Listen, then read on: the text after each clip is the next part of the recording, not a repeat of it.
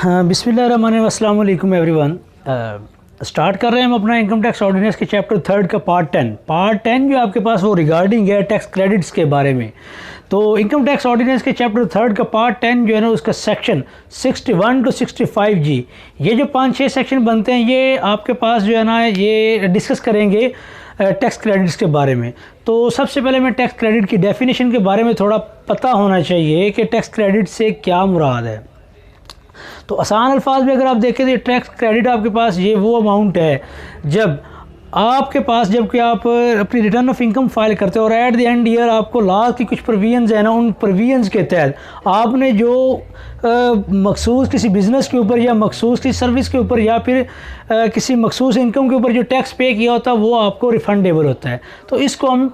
Tax credit कहते हैं। तो चले हम स्टार्ट करते हैं। ये थोड़ा सा लेंथी जो है ना, ये सेक्शन थोड़े से लेंथी है, तो उम्मीद तो हम कोशिश करेंगे कि 2 दिन में इनको वाइंड अप करें। तो आज जो है ना हम सिर्फ सेक्शन 61 ही जो है ना वो डिस्कस करेंगे। तो सेक्शन 61 जो है ना आपके पास ये रिगार्डिंग है चैरिटेबल डोनेशंस। चैरिटेबल डोनेशंस क्या होती है, आप जो है ना कोई भी आपके पास चाहे आपके पास कोई अमाउंट हो या फिर आपके पास कोई प्रॉपर्टी हो, वो आप उनको चैरिटी करते हैं। चैरिटी से मुराद आप किसी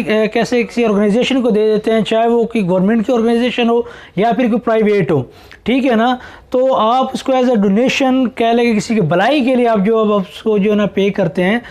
तो उस डोनेशन के ऊपर जो टैक्स है वो आपके पास क्रेडिटेबल है। तो चलें इसको स्टार्ट करते हैं। सेक्शन 61 का सब सेक्शन 1 इसके अकॉर्डिंग वो कहता है कि आपके पास कोई भी पर्सन हो, कोई भी कंपनी हो या फिर कोई भी एओपी एसोसिएशन ऑफ पर्सन हो, वो आपके पास एंटाइटल टू टैक्स क्रेडिट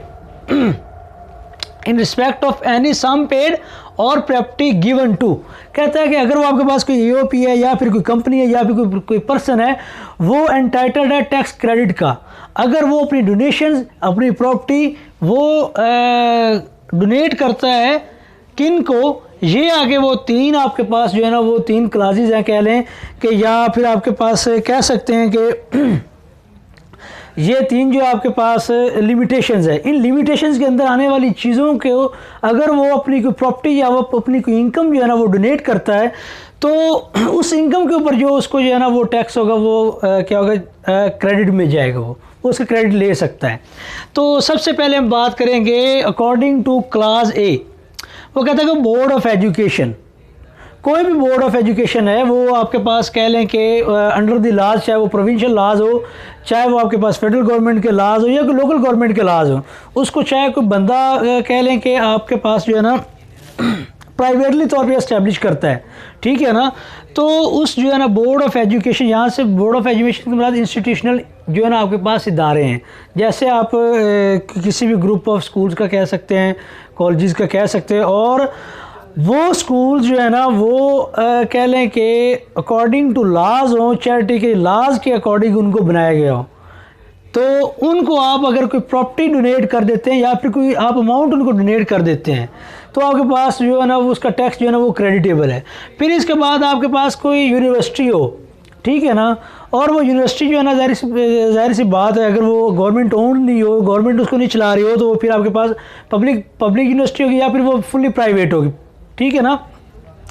तो ऐसी यूनिवर्सिटी को अगर आप कोई डोनेशन देते हैं और वो according to law university establish हुई है, तो भी आपके पास जो आप कोई प्रॉपर्टी देंगे या फिर आप उसको कोई जो है ना कह सकते हैं कोई इनकम देंगे इन कैश, तो आपके पास वो क्या है भाई, उसका जो ऊपर टैक्स पेएबल है वो आपके पास क्रेडिटेबल में, वो क्रेडिट में जाएगा आपके पास। फिर अकॉर्डिंग टू क्लास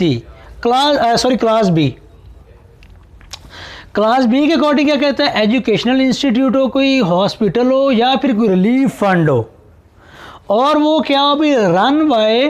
एफजी से मीन फेडरल गवर्नमेंट, पीजी से मीन जो है ना वो आपके प्रोविंशियल गवर्नमेंट या फिर कोई लोकल गवर्नमेंट के अंडर जो है ना वो, यानी कि कोई आपके पास कोई गवर्नमेंट की कोई यूनिवर्सिटी हो या फिर कोई इदारा हो, स्कूल हो या फिर आपके पास कोई हॉस्पिटल हो या फिर जो है ना कोई और रिलीफ फंड कोई कायम कर दिया गवर्नमेंट ने किसी भी माद में, तो उस रिलीफ फंड या फिर उस इंस्टीट्यूशन को जो है ना दी गई आपके पास डोनेशन है ना, चाहे वो आपके पास प्रॉपर्टी हो या फिर आपके पास वो कोई जो है ना कह लें कि आपके पास कोई कैश की सूरत में हो या फिर आपके पास जो मनी की सूरत में हो, तो उनके ऊपर जो टैक्स है वो भी आपके पास क्या है जो है ना टैक्स चार्जेबल है, वो आपके पास क्या है रिफंडेड उसको कह लें, या फिर जो है ना वो टैक्स क्रेडिट में जाएगा। फिर इसके बाद according to class C any non profit organisation, कहता है कि आप अगर किसी कह लगे किसी प्राइवेट शख्स ने कोई नॉन प्रॉफिट ऑर्गेनाइजेशन बनाई, जिस तरह से कह सकते हैं आप सोसाइटीज़ कोई होती हैं, या फिर जिस तरह से आप कह सकते हैं कि आपके पास जो है ना कोई भी वेलफेयर ऑर्गेनाइजेशन है, तो ऐसी ऑर्गेनाइजेशन जो है ना, जाहिर सी बात है ये वेलफेयर ऑर्गेनाइजेशन या नॉन प्रॉफिट ऑर्गेनाइजेशन ये रजिस्टर्ड तब होती हैं जब ये सर्टन लाज के जो है ना ये फॉलो नहीं करती हैं। तो जाहिर सी बात है ये चाहे वो कोई प्रोविंशियल लाज हो या फेडरल लाज हो, उनके अकॉर्डिंग को जब इस्टेब्लिश किया जाए इस नॉन प्रॉफिट ऑर्गेनाइजेशन को, और इस नॉन प्रॉफिट ऑर्गेनाइजेशन को दी गई आपके पास जो चैरिटीज़ हैं वो उनके ऊपर जो टैक्स है वो भी आपके पास किस में जाएगा, क्रेडिट में जाएगा। फिर इसके बाद जो है ना वो अकॉर्डिंग टू क्लास डी के अकॉर्डिंग क्या कह रहा है कि कोई भी एंटिटीज़ हैं या ऑर्गेनाइजेशंस हैं मेंशन इन 13th शेड्यूल, वो एक अलग बात है कि आगे जाके डिस्कस करेंगे। 13th शेड्यूल के अंदर जो चीज़ें जो है ना वो आपके पास कोई ऑर्गेनाइजेशन डिस्क्लोज मेंशन की गई, या कोई आपके पास और कोई एंटिटी या कोई इदारा या फिर कोई यूनिवर्सिटी, इस तरह से कोई भी आपके पास चीज़ है और वो 13th शेड्यूल के अंदर वो मेंशन है, तो उनको दी गई आपके पास जो है ना, ये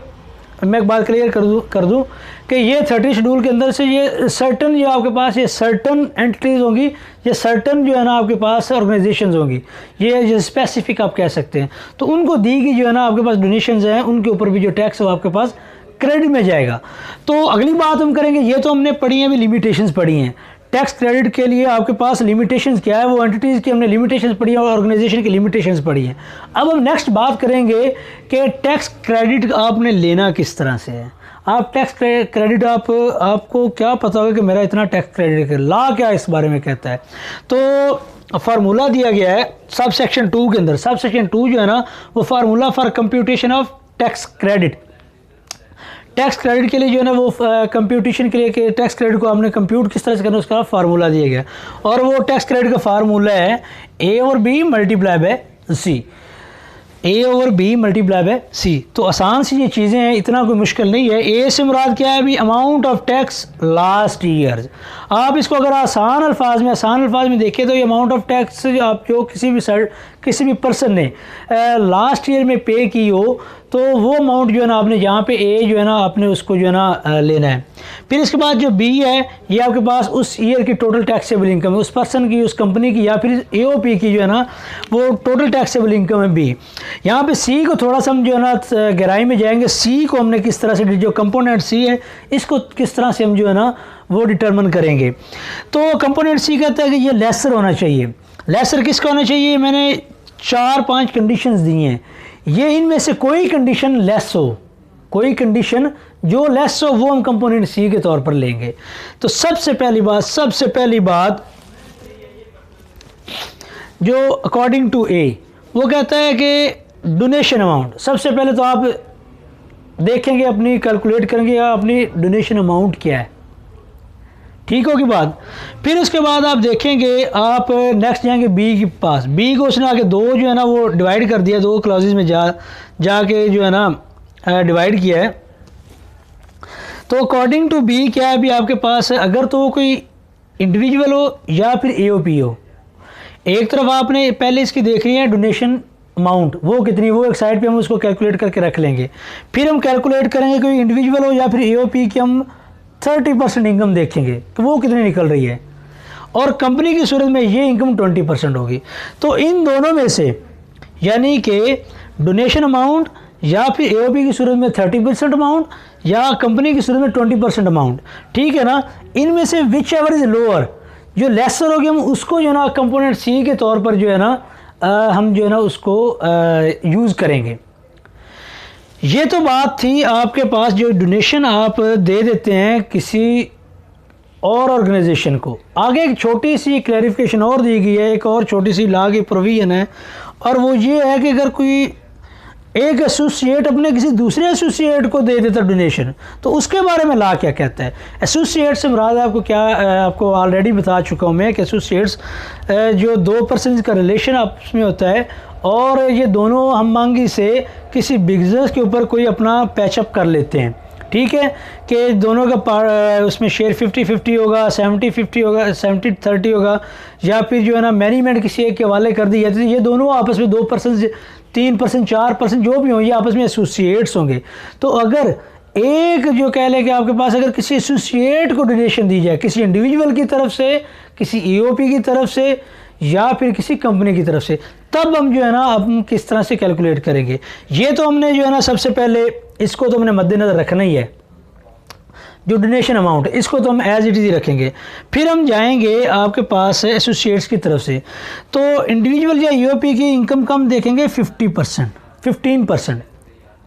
इंडिविजुअल या ईओपी की सूरत में हम 15% की तरफ जाएंगे, उसकी अमाउंट को हम जो है ना वो देखेंगे, ठीक है, और उसका हम कंपैरिजन करेंगे डोनेशन की अमाउंट के साथ। इसका हम कंपैरिजन करें डोनेशन की अमाउंट के साथ, विच एवर इज लोअर वो हम कंपोनेंट सी रख लेंगे। या फिर आपके पास अगर कंपनी है तो कंपनी की टोटल इनकम का 10% हम देखेंगे। अगर 10% और डोनेशन में आपके पास जो विच एवर इज लोअर है या लेसर है, उसको हम कंपोनेंट सी के तौर पर जो है ना वो उसको काउंट करेंगे। तो ये तो था इसका फार्मूला कि आपने टैक्स क्रेडिट निकालना कैसे है, आपका टैक्स क्रेडिट बनता कितना है। आगे दो सेक्शन है, सेक्शन 3 और सेक्शन 4। उसके अंदर जो है ना उन प्रोविजंस के अंदर आपको जो है ना कह लें कि कुछ फार्मेलिटीज़ दी गई हैं। वो फार्मेलिटीज़ जो है ना अगर आप उनके ऊपर पूरा नहीं उतरते, या वो प्रोविजंस जिनके ऊपर आप पूरा नहीं उतरते, तो आप टैक्स क्रेडिट लेने के अहल नहीं हैं। आपको वो प्रोविजंस पूरी करना ज़रूरी हैं। तो वो कौन कौन सी प्रोविजंस हैं? सबसे पहले सब सेक्शन 3 के अकॉर्डिंग वो कहता है कि अगर आपके पास कोई प्रॉपर्टी आपने जो है ना वो दी है, अगर आपने कोई प्रॉपर्टी जो है ना वो आपने डोनेट की है, तो तब जाकर आपको अलाउ है कि प्रॉपर्टी की फेयर मार्केट वैल्यू आप लेंगे at the time of donation. आज हम डोनेट कर रहे हैं तो आज की डेट में जो फेयर मार्केट वैल्यू है उस प्रॉपर्टी की, उसको हम जो है ना काउंट करेंगे। फिर इसके बाद अगर कहता है कि अकॉर्डिंग टू सब सेक्शन 4 कि अगर कोई बंदा कहता है कि मैंने कैश में दिए किसी को डोनेशन, तो कहता है कि बाई हैंड कैश जो है, जो दिया गया कैश है वो आपके पास जो है ना एक्सेप्टेबल नहीं है। आपने अगर कैश की सूरत में देना है तो वो फिर आप क्रॉस चेक देंगे और वो बैंक से जाके उसको जो है ना वो अमाउंट को जो है रियलाइज़ करवाएगा। फिर आगे एक सब सेक्शन 5 है, उसमें जो है ना वो दिया गया कि आपने बोर्ड से भी अप्रूवल्स लेनी है। वो सर्टन कंडीशंस हैं कि अगर कोई कंडीशन ऐसी आ जाए तो बोर्ड से अप्रूवल लेनी पड़ेगी, तो वो यहाँ पे लिखना भूल गया। तो ये जो है ना 2 सब सेक्शंस हैं, ये 2 सब सेक्शंस कह लें कि आप ये कंडीशंस इनको कह सकते हैं कि ये कंडीशंस हैं। आप इन कंडीशंस के तहत अगर आप कोई अमाउंट आप देते हैं या फिर कोई प्रॉपर्टी देते हैं, तो वो इस कंडीशन के तहत आपको जो है ना अगर आप इन कंडीशंस पर पूरा उतरते हैं तो आप टैक्स क्रेडिट के आप जो हैं हकदार हैं। तो मैं फिर दोहरा दूँ यहाँ पे सब सेक्शन 3, अगर आप प्रॉपर्टी देते हैं तो उसके अकॉर्डिंग जो है ना fair market value at the time of जो आप इसको जब डोनेट कर रहे हैं, ठीक है ना, वो वैल्यू आप लेंगे और उस वैल्यू के ऊपर जो टैक्स दिया गया है वो टैक्स जो है ना और क्रेडिटेबल है। और फिर अगर वो कैश की सूरत में है तो वो कैश की सूरत में कहते हैं कि बाई हैंड कैश दिया गया जो है ना वो आपके पास एक्सेप्टेबल नहीं है, आप जो है ना क्रॉस चेक के ज़रिए देंगे और वो बैंक से जाके रियलाइज़ हुआ वो। तो ये हमारा सब सेक्शन 61 था जो कि डोनेशंस के बारे में था। आगे हम इसी तरह से लेके चलते रहेंगे, जुड़े रहे हमारे साथ। एक यहाँ से मैं रिक्वेस्ट करूँगा कि इन वीडियोस को आगे जो है ना आगे किसी के साथ जो है ना शेयर कर दिया करें, ताकि हो सकता है आजकल लोगों को जो है ना कह लें कि कुछ स्टूडेंट्स ऐसे हैं जिनको इसकी काफ़ी ज़रूरत पड़ती है, या फिर ऐसे जो पर्सनस हैं जो इनकम टैक्स के जो है ना कह लें कि फील्ड से रिलेटेड हैं, तो उनके लिए भी जो है ना ये बहुत ज़्यादा कह लें कि ये फ़ायदा मंद है। तो जुड़े रहे हमारे साथ। जज़ाकुमुल्लाह।